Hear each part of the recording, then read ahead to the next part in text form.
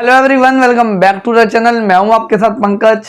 बच्चों, अभी भी हम कौन सा टॉपिक कंटिन्यू कर रहे हैं अपना, जहां पे हमारा देश अभी भी आज़ाद नहीं हुआ है। मतलब 1947 से पहले हमारा जो इंडिया था, हमारा जो भारत देश था, उसका क्या एग्रीकल्चर, क्या इंडस्ट्री, मतलब एक तरह से पूरी इकोनॉमी की क्या कंडीशन थी, वो हम यहाँ पे पढ़ रहे थे बेटा। हमने ऑलमोस्ट आधा चैप्टर कवर कर लिया मेन टॉपिक का। आज हम जो टॉपिक करने वाले हैं उसका पहला टॉपिक है बेटा डेमोग्राफिक कंडीशन इंडिया की, और साथ में सेकंड होगा ऑक्यूपेशनल स्ट्रक्चर। अब ये जो दोनों ही टॉपिक है ना, ये बहुत इजी से हैं, लेकिन जब ये पेपर में आ जाते हैं ना, तो बच्चे इसका आंसर नहीं दे पाते, क्योंकि बच्चे इसको लीनियरली ले लेते हैं और इसकी प्रैक्टिस सही से नहीं करते। तो आज हम इसी टॉपिक को करेंगे। दोनों टॉपिक बहुत इजी से हैं, बहुत जल्दी आपको हो जाएंगे बस। और एक बात याद रखना है, इसमें कुछ डेटा भी है जो आपको याद रखना है, कुछ ईयर्स हैं वो आपको यहाँ पे याद रखने पड़ेंगे। तो देखो, पहले करते हैं डेमोग्राफिक कंडीशन। डेमोग्राफिक कंडीशन होती क्या, पहले ये समझते हैं कि एक पर्टिकुलर कंट्री या पर्टिकुलर एरिया में कितने लोग मर रहे हैं, कितने लोग बर्थ ले रहे हैं, उनके लाइफ एवरेज लाइफ कितने लोग जी रहे हैं, कितनी गरीबी है देश में, वो सारी चीजें आती है बेटा किसमें, डेमोग्राफिक कंडीशन में। अब ये कैसे पता लगेगा कितने लोगों का जन्म हुआ, कितने लोग मरे? तो इसके लिए जनगणना करानी पड़ेगी, जिसको सेंसस बोलते हैं, जो हर 10 साल बाद में होता है। तो बेटा इंडिया का जो पहला सेंसस हुआ था, ऑफिशियल सेंसस, वो कब हुआ था? 1881 में। यहां से आपका एमसीक्यू आ जाता है, तो ये आपको जो डेट है वो याद होनी चाहिए। इसके बाद एक डेट हो रहा है इसमें 1921। अब ये डेट क्यों इंपॉर्टेंट है? इस डेट को, इस ईयर को बोला जाता है ईयर ऑफ ग्रेट डिवाइड। ऐसा क्यों बोला जाता है बेटा? 1921 से पहले इंडिया की जो पॉपुलेशन थी वो फ्लक्चुएट होती रहती थी, कभी कम कभी ज्यादा, कभी कम कभी ज्यादा। लेकिन 1921 के बाद इंडिया की पॉपुलेशन कभी भी डिक्लाइन नहीं हुई है। इसके बाद कंसिस्टेंटली वो राइज ही होती गई है, इसलिए इस ईयर को बोला जाता है 1921 as the year of great divide. ये आपकी बुक में एक बॉक्स में टॉपिक गिवन है, और अगर एग्जाम में पूछता तो सीधे 3 मार्क्स में पूछता है, तो आपको ये अच्छे से याद होना चाहिए। अब जो डेमोग्राफिक कंडीशन थी इंडिया की, अब उसके बारे में पढ़ते हैं। पहला टॉपिक है high birth rate and death rate. दोनों ही, चाहे वो हाई बर्थ रेट हो चाहे वो डेथ रेट हो, दोनों ही इंडिया के हाई थे। कितने हाई थे? उससे पहले आपको मीनिंग पता होना चाहिए कि हाई बर्थ रेट क्या होता है एक्चुअल में। तो देखो बेटा क्या होता है, birth rate refers to the number of children born per 1000 in a year. मतलब एक साल में, एक ईयर में 1000 लोगों के बीच में कितने लोग जन्म ले रहे हैं, कितने बच्चे पैदा हो रहे हैं, उसको क्या बोलते हैं? Birth rate. ऐसे ही डेथ रेट है। Death rate refers to the number of people dying per 1000 person in a year, की एक साल में कितने लोग मर रहे हैं, वो था बर्थ रेट, मतलब जन्म ले रहे हैं, डेथ रेट मतलब मर रहे हैं। तो दोनों ही हाई थे। बर्थ रेट था 48% और डेथ रेट था 40 पर 1000, मतलब परसेंट नहीं है, पर 1000, मतलब 1000 में से अगर 1000 लोग हैं तो उसमें 48 बच्चे पैदा हो रहे हैं, और उसमें से 1000 लोगों में से 40 लोग मर जाते थे पर ईयर में, जिसको हाई ही माना जाता है एज कंपेयर टू आज का आप देखोगे। अब ये हो गया first point. Second point, extremely low literacy. Literacy rate क्या होता है कि कितने लोग पढ़े लिखे हैं आपकी टोटल पॉपुलेशन के कंपैरिजन में।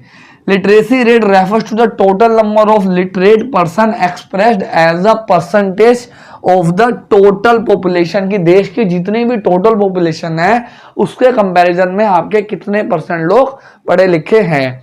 तो इंडिया में बहुत लो था बेटा उस टाइम, सिर्फ 16% लोग ही पढ़े लिखे थे, इसलिए अंग्रेजों ने हमें वो लूटा, हमारे ऊपर वो राज किया, और हमें फ्रीडम मिलने में इतना ज्यादा टाइम लगा। नेक्स्ट है हाई इन्फेंट मोर्टेलिटी रेट। ये बहुत इंपॉर्टेंट है, यहां से बार बार क्वेश्चन आ जाता है। इसे क्या बोलते हैं बेटा?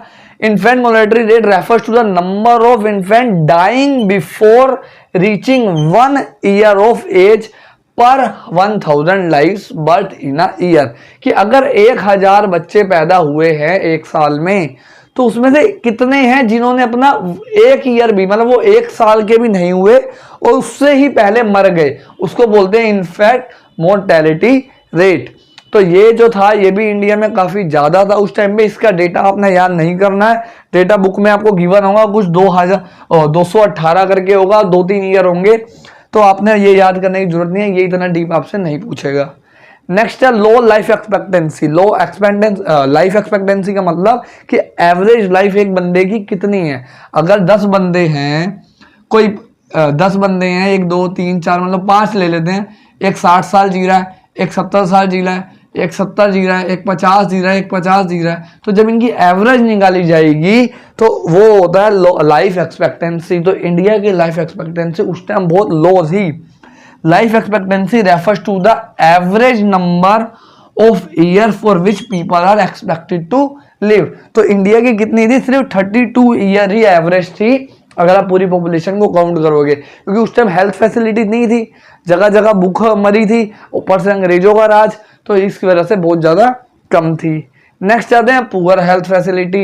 इंडिया की जो हेल्थ फैसिलिटी थी वो बहुत कम थी, बहुत ही ज्यादा बीमारियां अगर कोई हो भी जाती थी तो उसका इलाज बिल्कुल भी नहीं था बेटा।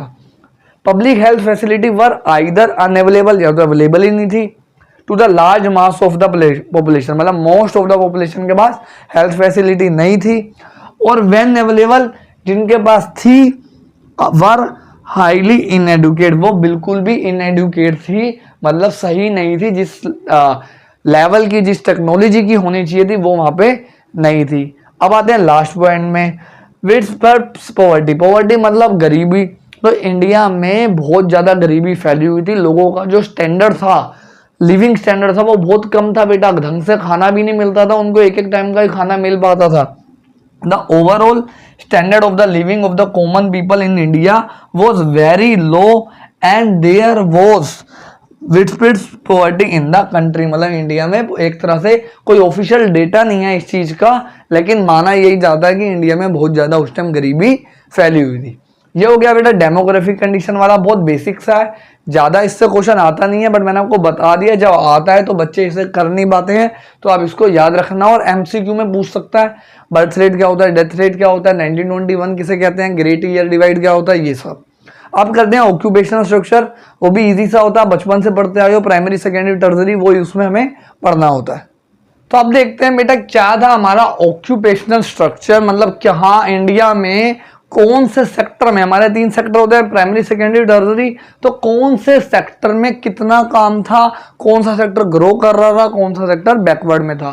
तो देखो पहले डेफिनेशन पढ़ते हैं। It refers to the distribution of working person across primary secondary tertiary sector of an economy, या बोल सकते हैं अलग अलग सेक्टर्स में कितनी वर्कफोर्स डिवाइड हो रखी है, उसे क्या बोलते हैं, ऑक्यूपेशनल स्ट्रक्चर। एमसीक्यू में ये भी आपका आ सकता है। 3 तरह के सेक्टर होते हैं, प्राइमरी सेकेंडरी टर्सरी, आप सबने पता है। प्राइमरी मतलब जो नेचुरल रिसोर्सेज का काम कर रहे हैं, मतलब एग्रीकल्चर सेक्टर वगैरह। सेकेंडरी होता है जो किसी रॉ मटेरियल को एक गुड्स से दूसरे गुड्स में कन्वर्ट कर रहे हैं, रॉ मटेरियल को फिनिश गुड्स में कन्वर्ट कर रहे हैं। It includes promotion production units which are engage in transforming one goods to another goods. Third होता है जैसे हमारा बैंकिंग, ट्रांसपोर्ट, सर्विस, वो सब। It includes production units engage in the providing sector services, मतलब ऐसे सेक्टर जो सर्विस प्रोवाइड करा रहे हैं, जैसे बैंकिंग, ट्रांसपोर्ट और आपका इंश्योरेंस वगैरह, ये सब किसके अंदर आते हैं, टर्सरी सेक्टर में। अब एक्चुअल में इंडिया की कंडीशन थी क्या, वो पढ़ते हैं। प्रीडोमिनेंस ऑफ प्राइमरी ऑक्यूपेशन, मतलब प्राइमरी ऑक्यूपेशन मतलब एग्रीकल्चर का ही जो वर्कफोर्स था वो सबसे ज्यादा था, सबसे ज्यादा शेयर था। Agriculture sector accounted for the largest share of workforce with 70 to 75%, मतलब जितने भी लोग इंडिया में थे जो वर्कफोर्स काम करते थे उसमें से 70 to 75% लोग किसमें थे, एग्रीकल्चर में। इसके बाद मैन्युफैक्चरिंग सेक्टर, इसमें कितने थे, सिर्फ 10%, मतलब जो रॉ मटेरियल से कोई फिनिश गुड्स बना रहे हो उसमें सिर्फ 10% थे। और जो सर्विस सेक्टर था उसमें 15 से 20% थे, मतलब सबसे कम किसमें था, मैन्युफैक्चरिंग सेक्टर में, उसके बाद सर्विस और सबसे ज्यादा एग्रीकल्चर में। अब आते हैं रीजनल वेरिएशन। रीजनल वेरिएशन मतलब स्टेट वाइज, स्टेट वाइज कौन से सेक्टर में क्या चल रहा था।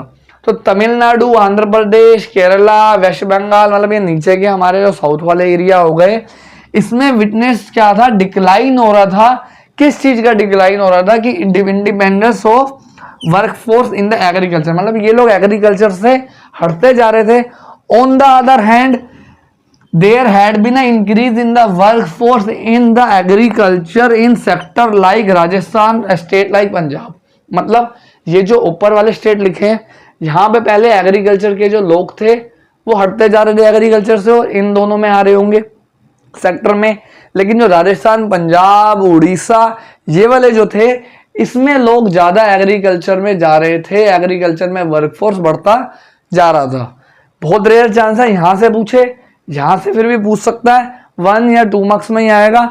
अगर पूरा कंप्लीट क्वेश्चन आता है तो आपने पहले लिखना है कितने सेक्टर होते हैं, मीनिंग लिखना है और बताना है कि एग्रीकल्चर सेक्टर सबसे ज्यादा था, उसके बाद मैन्युफैक्चरिंग था, सर्विस था, देन कौन से स्टेट में क्या था। क्योंकि कम चांस होते हैं आ जा रहे ये दोनों टॉपिक का पेपर में आएगा भी तो मैक्सिमम 3 मार्क्स में।